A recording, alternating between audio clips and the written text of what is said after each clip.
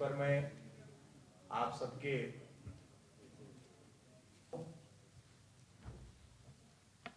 आज का दिन भारत के इतिहास में स्वर्णिम दिन है। अमृत काल में भारत के लोकसभा में देश के वित्त मंत्री माननीय डॉक्टर निर्मला सीतारमण जी ने बजट प्रस्तुत किया है और यह बजट आज़ादी के बाद से लेकर यदि कहा जाए तो सबसे स्वर्णिम बजट है, तो कोई अतिशयोक्ति नहीं होगी। यह बजट गांव, गरीब, किसान से लेकर मध्यम वर्ग सभी के लिए यह बजट लाभदायी है, लाभकारी है। चाहे वो हमारा आदिवासी भाई हो, चाहे वो हमारा दलित भाई हो, चाहे वो ओबीसी के हो, सबों के लिए भी व्यवस्था की गई है। आपने देखा होगा कि किस प्रकार से किसानों को किसान सम्मान निधि अभी तक 2.20 करोड़ रुपए उनके खाते में डाले गए। उसी प्रकार से एकलव्य जो विद्यालय है, 38,000 शिक्षकों की बहाली एकलव्य विद्यालयों में की जाएगी। उसी प्रकार से आज जिस प्रकार देश 10वीं पूरे विश्व के अंदर 10वीं अर्थव्यवस्था से छलांग लगाकर और 5वीं अर्थव्यवस्था में आ गया है, तो यह देश के लिए बड़ा ही सौभाग्यशाली है, क्योंकि आदरणीय प्रधानमंत्री जी के नेतृत्व में यह सारी अर्थव्यवस्था ठीक हो रही है। सभी जानते हैं कि कोरोना काल के कारण हमारे देश में इन्हें पूरे विश्व के अंदर एक ऐसी स्थिति उत्पन्न हुई जिसकी कोई कल्पना तक नहीं कर सकता था। तमाम झंझावतों के बावजूद देश के अंदर तमाम विपक्षी दलों के रुकावटों के बावजूद हमारे देश के आदरणीय प्रधानमंत्री ने देश के अंदर ही कोरोना के टीका का उत्पादन कराया और 220 करोड़ लोगों को, अब आप पूछेंगे कि भाई 140 करोड़ की आबादी है तो 220 करोड़ को कहाँ से लग गया, तो जिनका डबल डोज हुआ, जिनका बूस्टर डोज हुआ, तो यदि उसको देखेंगे तो 220 करोड़ टीके आप कर सकते हैं, वो लगे। और तो और देश में तो लगे ही, बल्कि विदेशों में भी टीके भेजकर उनकी जान बचाने का काम किया। जिनकी नौकरियां चली गई, कोई प्राइवेट जॉब वाले थे, गरीब थे, तो वैसे 80 करोड़ लोगों को मुफ्त में अनाज देने का काम किया और अभी जनवरी 2024 तक उसे बढ़ाने का काम किया गया। आप जानते हैं कि रेलवे लाइफलाइन होती है, एक स्थान से दूसरे स्थान तक ले जाने के रेलवे, उसमें भी अभी आज के दिन वो पैसे दिए गए हैं ताकि उससे हमारा रेलवे का आधारभूत संरचना बने।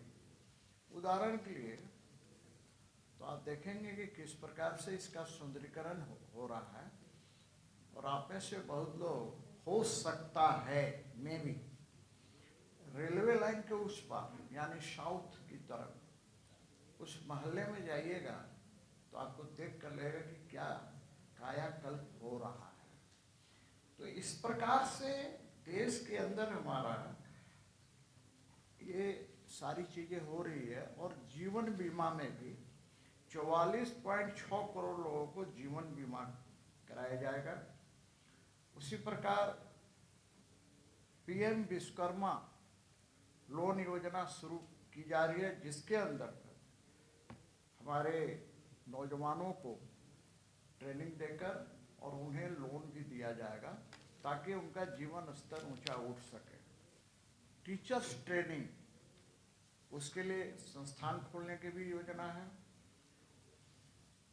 नेशनल डिजिटल लाइब्रेरी खोली जाएगी, और हमारे आदिवासी भाइयों को जो देश के विभिन्न क्षेत्रों में रहते हैं, हमारा झारखंड में भी आदिवासियों की संख्या 24 से 25% है, उसके लिए 15,000 करोड़ रुपए की राशि सरकार ने व्यवस्था किया है।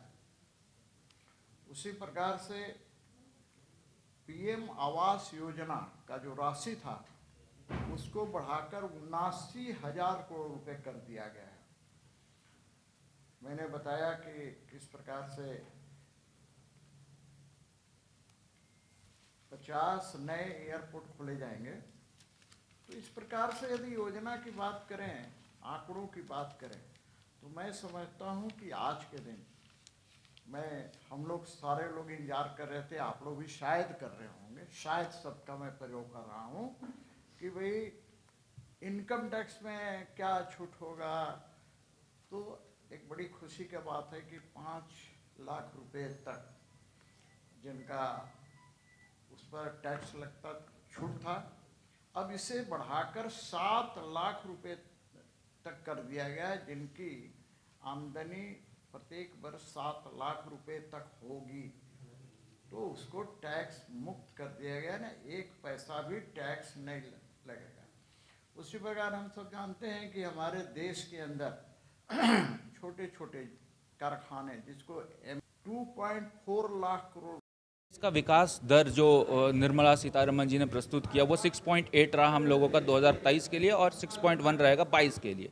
और ये कोई सरकार का आंकड़ा नहीं है, ये IMF का आंकड़ा है, और ये दिखाता है कि विपरीत परिस्थिति में भी भारत की जो अर्थव्यवस्था है वो आगे है। वहीं आप कॉम्पिटिटर देशों को देखेंगे, जैसे चाइना हो गया, UK हो गया, US हो गया, ब्राज़ील हो गया, इन सब से हम लोगों का जो अर्थव्यवस्था का ग्रोथ रेट है वो बहुत ज़्यादा बढ़ा हुआ है। इसका मतलब ये है कि हम लोग कहीं ना कहीं चीज़ों को ठीक कर रहे हैं। दुष्प्रचार विपक्ष कर सकता है, लेकिन वास्तविकता यही है कि जो आंकड़े आए हैं उस काफ़ी संतोषजनक है। युवा हो गई, महिला हो गया, किसान हो गया, MSME हो गया, कई ऐसे क्षेत्रों में सरकार ने छूट दी है। उदाहरण के तौर पर MSME को पनपने के लिए जो कोविड के कारण उनका जो रेवेन्यू उसका घटा है, उनको टैक्स में रिलीफ देने के लिए कई चीज़ों का उल्लेख किया गया है। युवाओं के स्किल डेवलपमेंट की बात की गई है, नए सेंटर्स बनाने की बात की है, एम्प्लॉयमेंट रेडी क्वालिफिकेशन देने की बात की है, महिलाओं को जो है 2.5 लाख रुपए तक की जो बजट स्कीम है उसमें जो इंटरेस्ट रेट है उसमें बढ़ोतरी की बात की है, विमेन एम्पावरमेंट की बात की है, SHGs के बारे में बात की है, ऑर्गेनिक फार्मिंग के बारे में बात की है, जो मोटा अनाज है उसको कैसे और बढ़ाएं उसके लिए बात की है। तो मुझे लगता है कि ये जो जितनी भी घोषणाएं हैं वो वर्ग के हर एक लोगों को टच करने के लिए सरकार के द्वारा की गई है। इसीलिए मैं कह सकता हूँ काफ़ी बैलेंस्ड बजट है। विपक्षी का काम होगा 1 घंटा के बाद बजट का नकारात्मक चीज़ों को उल्लेख करना, लेकिन मुझे ऐसा लगता है being a citizen of India कि ये बजट जो है वो काफ़ी अच्छा है और बैलेंस बजट है। सबका साथ, सबका विकास, सबका विश्वास को ये परिलक्षित करता है। सात इसको उन्होंने कहा कि 7 सूत्री। देखिए, मैंने कहा है 7 प्राथमिकताएं भी उन्होंने जिक्र किया, और उन 7 प्राथमिकताओं में उन्होंने हर एक वर्ग के हर एक लोगों को टच किया है, और उनके लिए सरकार क्या बेनिफिट्स देगी बजट में उसके बारे में चर्चा बजट में उन्होंने डिटेल तरीके से की है, जो काफ़ी अच्छी है। और डिटेल जो है इसका आने वाले दिन में आपको पता चलेगा स्टेट को क्या मिला। रेल बजट में अभी आप देखिए कि 7.5 लाख करोड़ का उन्होंने बजट उसमें अलोकेट किया, 50 नए एयरपोर्ट्स बनाए, इंफ्रास्ट्रक्चर बनाया, कैपिटल एक्सपेंडिचर को बढ़ावा देने के लिए काम हो रहा है। तो मुझे लगता है कि सारी चीज़ों को टाई अप करके अगर आप देखें तो एम्प्लॉयमेंट जनरेशन, इकोनॉमी को और ठीक करना, अर्थव्यवस्था को बेहतर करना, महिला एम्पावरमेंट, युवाओं के को लेकर चिंता ये सरकार कर रही है, और खासकर वैसे उद्यमी को जो छोटे हैं, जो नहीं सर्वाइव कर पाए कोविड में, उनको कैसे रिलीफ दे, किसानों को रिलीफ कैसे दे, इसको लेकर बजट में उल्लेख किया गया है।